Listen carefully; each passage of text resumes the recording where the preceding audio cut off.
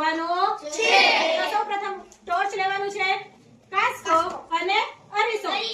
તો જો કાસ્કાને આમ રાખી એના પર પ્રકાશ પાડવાનો છે, તો કાસ્કાનો પડછાયો જોવા મળ્યો। હવે આ ટોર્ચને આપણે અરીસા સામે રાખવાનું છે, તો જો આપણને જાડી જેવી રચના જોવા મળે છે।